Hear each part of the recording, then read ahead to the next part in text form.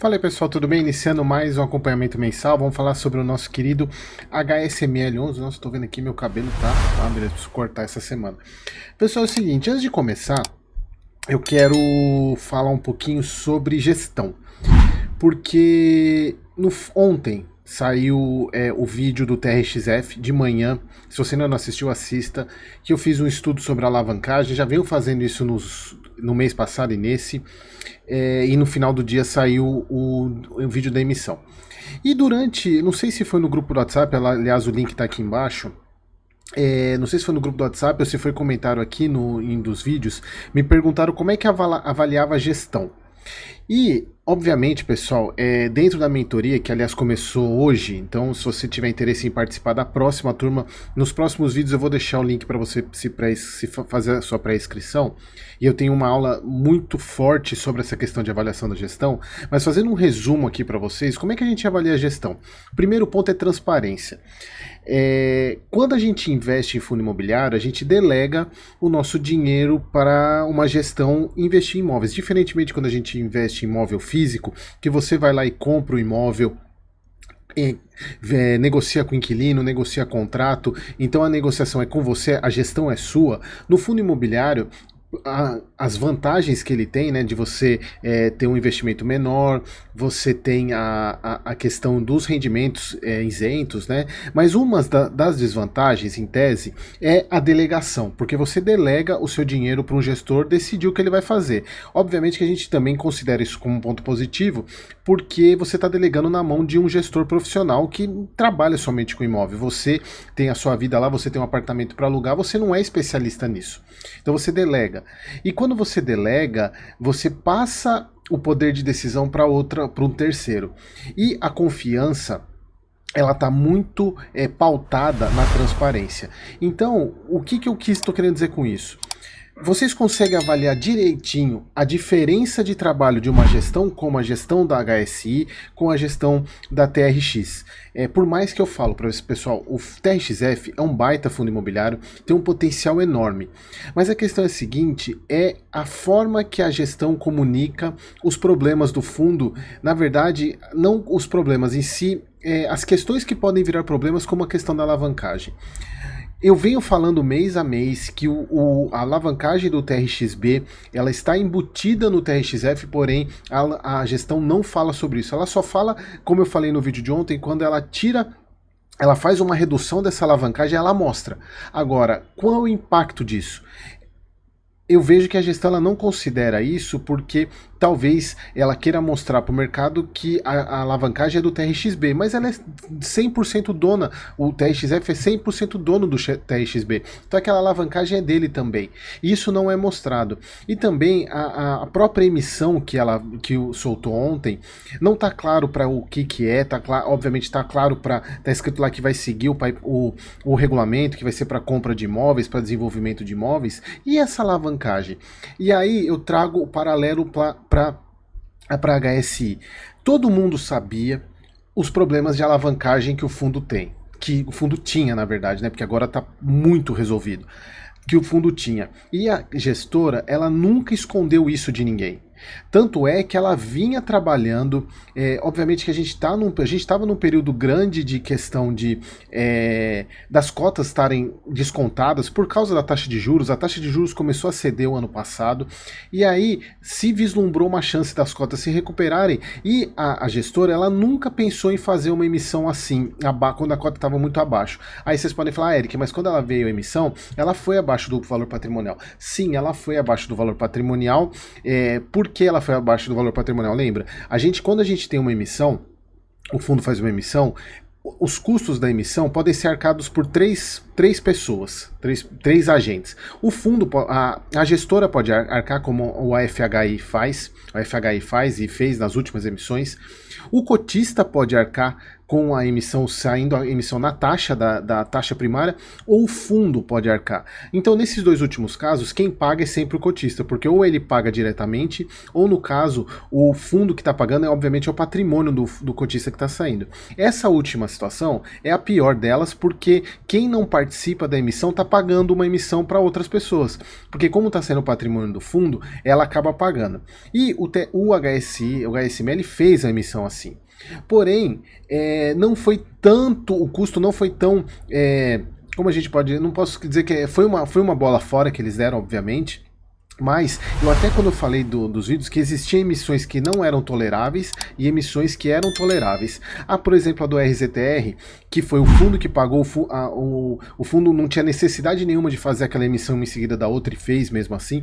Já o HSML, a gente já sabia que o fundo precisava fazer emissão para pagar essa alavancagem ou para reduzir. E quando veio a emissão do HSML, que foi no começo do ano, inclusive eu estava até de férias no hotel, eu peguei o computador, gravei um vídeo lá falando sobre a emissão, a gente sabia que aquela emissão ela precisava sair, porque o fundo precisava pagar a alavancagem. Aliás, eu venho falando isso há muito tempo, quando analisando que o fundo precisava reduzir sua alavancagem. Na hora que saiu o pipeline da emissão, o fundo foi claro, a emissão é para pagar a alavancagem. Estava muito claro quais eram os CRIs que eles iam pagar, tudo direitinho. Então, a gestão foi transparente em mostrar, olha só, gente, se vocês querem ver o fundo crescer, a gente fez uma alavancagem, os próprios shoppings, motivos dessa alavancagem, estão trazendo resultado absurdo, que é o Uberab e o Paralela, trazendo os resultados assim fora da curva, como todos os shoppings, até o metrô Tucuruvi esse mês apresentou bom resultado. E aí então, só que a questão da alavancagem é muito grande, então eles vieram com a emissão para pagar, captaram um pouco na distribuição primária, obviamente isso foi um pênalti, porque na distribuição primária não, na fase de direito, que é a hora que o cotista entra, o cotista fez um protesto sim, mas na fase pública ela veio lá e arrebentou e pegou tudo. Já logo de cara, ela já quitou todos os CRIs que ela falou que ia quitar, ou reduzir. Então, pessoal, olha assim, esse é um ponto para mostrar para vocês a diferença de trabalho de gestora. Obviamente nenhuma gestora é perfeita, a gente coloca a CSHG lá em cima, né? Mas a HSI está se mostrando uma baita de uma gestora e principalmente transparente com o cotista, porque desde o início ela vem colocando, obviamente que a alavancagem era problemática para esse ano, para começar a partir do ano que vem, né, que eles conseguiram carência no CR de, acho que 2 CRI, se eu não me engano, mas era problema e eles precisavam reduzir essa alavancagem. Então, a gente até comentei num dos vídeos anteriores. Pessoal, desculpa esse começo demorado, mas eu precisava trazer esse ponto para vocês, porque culminou com a questão do TRXF de ontem. Eu já vou começar a falar do relatório gerencial do HSML. Mas assim, a gestora ela trabalhou muito bem e eu já vinha falando que ela estava pensando em vender imóvel, ela vendeu uma CO e fez emissão. Então eles uniram as duas estratégias para reduzir a alavancagem e a alavancagem reduziu absurdamente, pessoal. Tanto é que o guidance de distribuição já aumentou. Então eu venho falando isso desde o começo. Quem é meu aluno aqui vai poder confirmar isso que eu falei. Eu venho colocando o HSML como recomendação para os meus alunos, obviamente por causa tem um preço máximo para comprar ele lá, mas eu falei, pessoal, até alguns alunos questionavam, pô, Eric, você tem certeza do HSML? Pessoal, confia em mim. Eu não tenho bola de cristal, mas eu sabia que isso ia chegar, isso aí ia ser resolvido. E aí, pessoal, quem não comprou lá atrás vai se arrepender enormemente, porque o HSML tem tudo para se transformar no maior fundo de shopping. Pare com o XPML, porque o XPML está crescendo muito também, mas assim como um dos top 5 em fundo de tijolo. Ele tem tudo para isso, porque o que faltava era resolver a alavancagem, porque resultado ele estava trazendo. Então, pessoal, assim, esse prelúdio aqui do vídeo é mais para vocês entenderem, principalmente para quem fez as perguntas de avaliação de gestão. É assim que a gente avalia a gestão, é transparência, é relatório gerencial completo com todas as informações. Não que o relatório do TRXF não seja bom, tá? Mas assim, eu sempre questiono essa questão da alavancagem, que eles não sei porque eles não mostram a alavancagem completa do fundo. Mas vamos lá, sem mais delongas, vamos falar sobre o HSML. Desculpa esse prelúdio longo, mas eu precisava trazer isso para vocês entenderem como é que a gente avalia o trabalho de uma gestora, tá? Bom, então aqui o nosso relatório do HSML de fevereiro de 2024.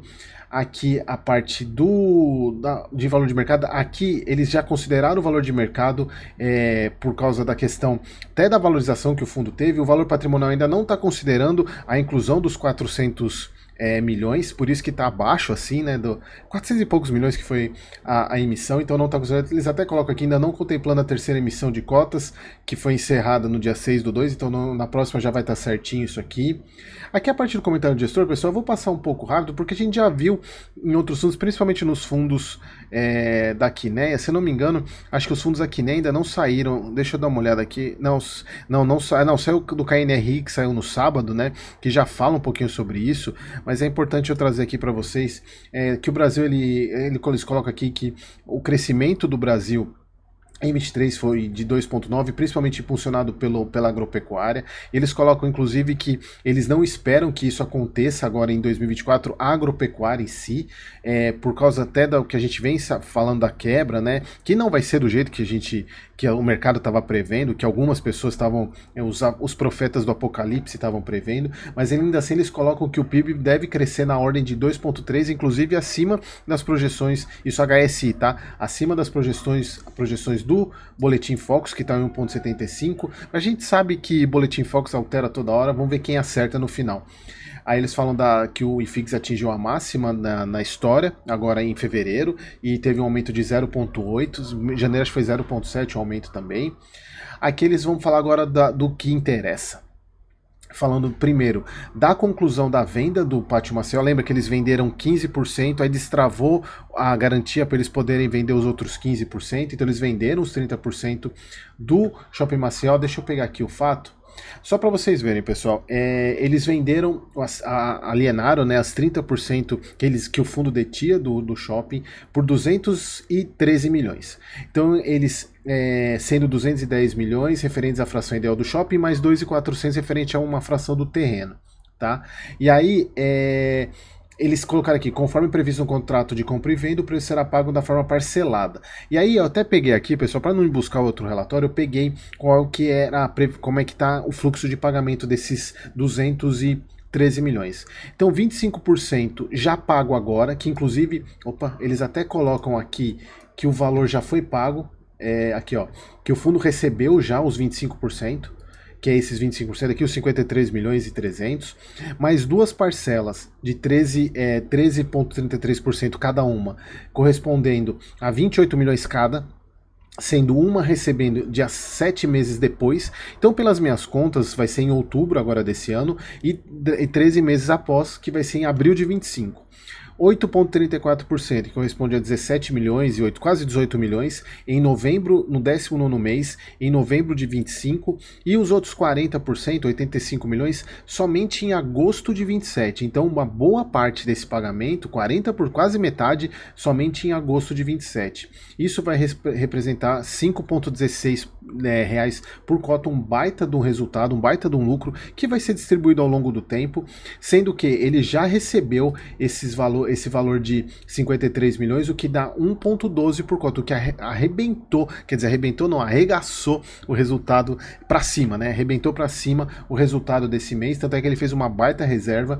Então, durante esse mês aqui ele vai para linearizar as distribuições, e sobrando alguma coisa ele vai distribuir no final do semestre, ele até coloca aqui. E sobre a emissão. Então, pessoal, sai um fato relevante aqui, é importante eu mostrar ele. Foi captado 331 milhões e o objetivo dessa emissão era para pagar os CRIs dos shoppings Paralela e Uberaba. Isso está bem claro no pipeline, foi claro porque foram comprados esses shoppings nesse montante. E os shoppings vêm trazendo o resultado, a gente vai ver na hora que a gente vai avaliando o resultado. Então, pessoal, eles fizeram o pagamento, já fizeram o pagamento. Obviamente, alguns CRIs tinha multa de pré-pagamento. Lembrando, por que tem multa? Porque o devedor, o credor de uma dívida, ele não quer receber antecipadamente, porque ele deixa de receber juros. Porque lembra, pessoal, os juros é sempre cobrado em cima do montante. Então, se você paga o montante, por isso que quando a gente financia um apartamento por 20 anos, o valor do que você paga é quase 2 vezes o valor do imóvel, mas é por causa dos juros, por causa do tempo.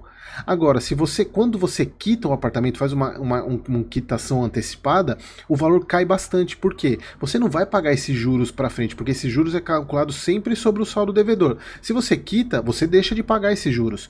Então, por isso que um devedor que trabalha, que o lucro dele, o credor, que o lucro dele são os juros e a correção monetária, não interessa ter a quitação antes. Então, por isso que alguns CRIs cobram multa para fazer isso. Então, eles colocaram aqui que foi 1,1% do montante pré-pago. Que é essa multa de pré-pagamento. Então eles fizeram a quitação. Na hora que a gente vai falando lá, eu vou mostrar um pouquinho mais sobre esses CRIs, né? Eles fizeram o pagamento. Eles colocam aqui que após o pré-pagamento, o saldo foi para 614, era 940, caiu para 614. E ainda com a venda do Shopping Maceió, eles ainda vão usar 105 milhões para pagamento mais pagamento de CRI. Obviamente que esses pagamentos vão acontecer durante aqueles pagamentos que eu mostrei para vocês lá desse fluxo de pagamento aqui, não é de uma vez. Então, esse fluxo de CRIs vai sendo abatido ao longo do tempo. O que eles colocam aqui é que a alavancagem, que era quase 40%, cai para 14%, 15%. Olha, sim, eu não tenho muita palavra para falar no trabalho que a gestão fez nele. Aqui o cronograma de amortização muito tranquilo, eu fiquei muito satisfeito em ver essa questão do cronograma. Eu fiz umas contas aqui, pessoal, tá dando mais ou menos, acho que deixa eu só pegar aqui, depois no próximo vídeo, pessoal, eu coloco esse cronograma para vocês, que senão o vídeo vai ficar muito grande. Tá dando mais ou menos uns 19 centavos por cota. Tá, o pagamento desse, o que vai sair, essas amortizações aqui, mas assim, é muito, muito bacana. Eles até colocam aqui que eles falam sobre a questão que eles recuperaram desde 22, essa questão dos controles de shopping, que é uma característica deles, eles são controladores de todos os shoppings. Eles colocam que a expectativa de 2024 é que o crescimento acumulado do resultado dos ativos em conjunto do Paralelo e Uberaba, que foram objetos dessa alavancagem, de mais de 30%. Desde a aquisição. E eles colocam aqui que com a queda do custo de capital próprio, ou seja, a queda da despesa financeira, a gestão inicia um movimento de troca de dívida por equity, alocando instantaneamente os recursos a um cap rate implícito estimado em 9,6. Então, pessoal, olha só.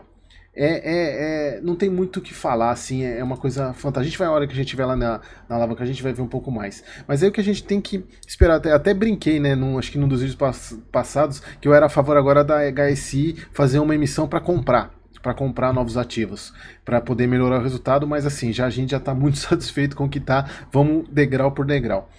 Então, falando aqui que eles colocaram a questão que o fundo concluiu com êxito, né? A diminuição projetada da alavancagem para 14,8%, como a gente falou, está em 15%, porque ainda não considera esses 105 milhões da venda, então consideramos apenas a questão dos CRIs. Tá? E eles colocam aqui que a realização de um ganho de capital do fundo de 5,16, que é aquele valor da venda, sendo que ele já recebeu 1,2 por cota dos 53 milhões da transação desse pagamento dessa primeira parcela, que ele vai pagar durante o semestre. Aqui eles falam, no âmbito operacional, o portfólio apresentou crescimento do NOI quanto de vendas, que registraram 4% e 6% NOI e vendas referência ao mês de 2023. Ou seja, pessoal, acho que vocês devem me cansar de ver eu falar toda a análise que eu falo da HSML, todo mês eles melhorando o resultado referente ao mês anterior. Então, assim, e o que me chamou a atenção dessa vez foi o Tucuruvi, porque o Tucuruvi é um dos shoppings, é o calcanhar de Aquiles do HSML. Isso eu venho falando para vocês há um tempo, é um calcanhar de Aquiles dele. E eles tiveram um NOI de aumento de 20% nele. Vendas ainda está negativo, mas em relação ao mesmo período do ano anterior. Mas assim, isso aqui já é a primeira vez que eu vejo esse positivo, então já é um ponto interessante.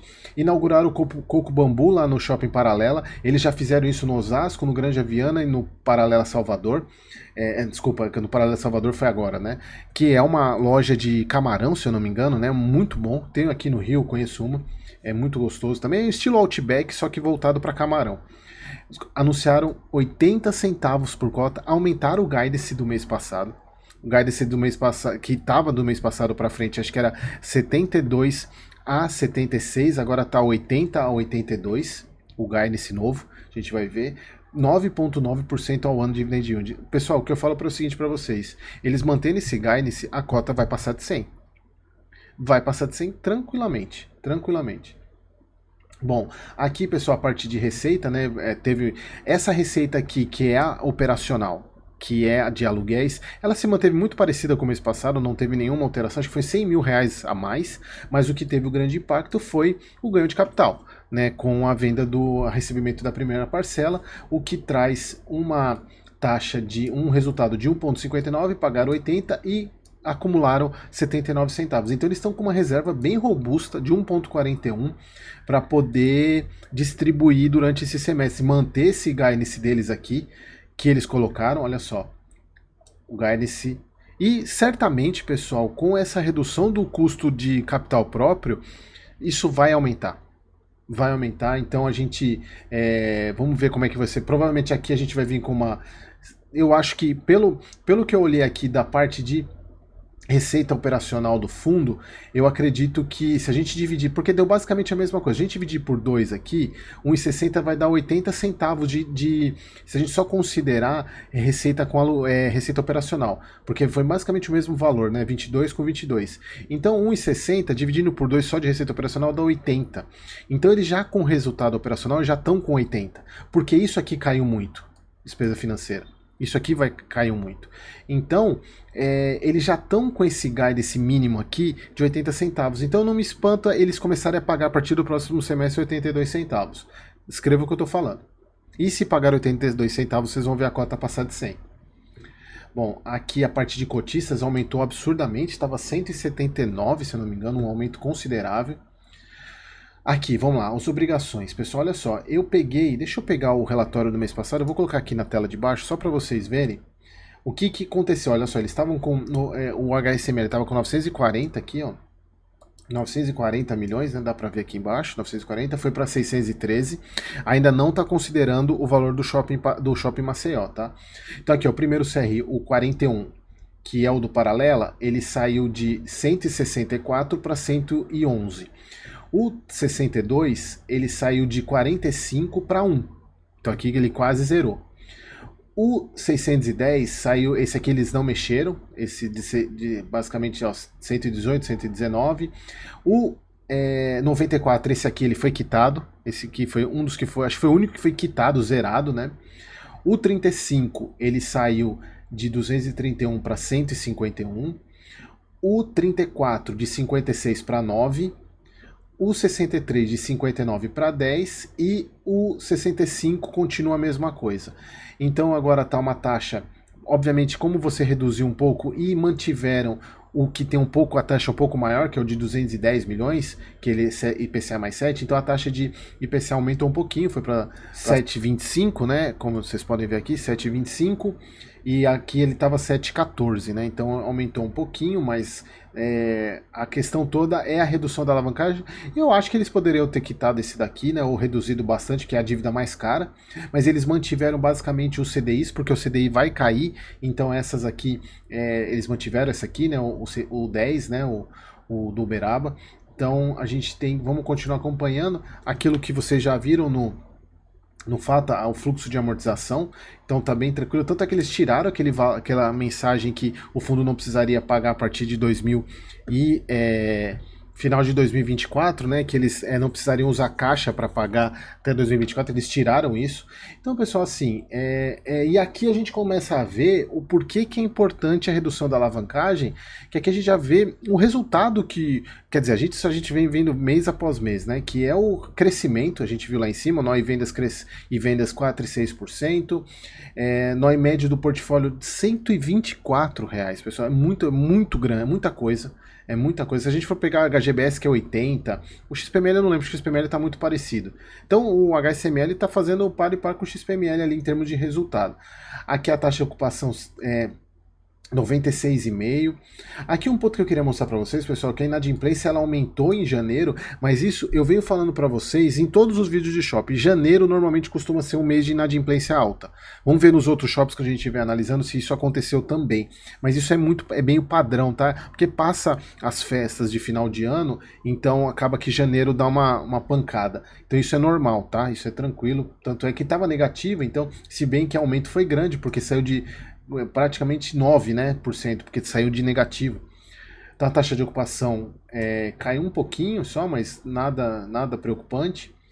Aqui é a parte dos shoppings, né? E aqui eu entro no Shopping Maceió, que, sim, eu nem vou passar todos os shoppings, pessoal, eu só quero mostrar o Tucuruvi, que é aquele que apresentou, embora ele tenha apresentado vendas 5% menor, mas o NOI já foi 20% ao mesmo período. Então a receita operacional por mais que as vendas tenham sido menores, mas a receita operacional do fundo, ela aumentou 20% comparado com, que acho que é a primeira vez que eu vejo isso nesse shopping. Eles até colocam aqui que o shopping ainda não voltou para nível pré-pandêmico, mas a gestão está atuando, e agora sem o fantasma da alavancagem, isso melhora demais, melhora demais. Então acho que. E eles até colocam aqui que eles colocaram. Isso eu coloquei o Outback, Pecorino, no shopping. Acho que foi uns 3 ou 4 vídeos atrás que eu falei sobre isso. Mas pessoal, é isso que eu queria trazer para vocês. Mostrando. Ficou um vídeo longo.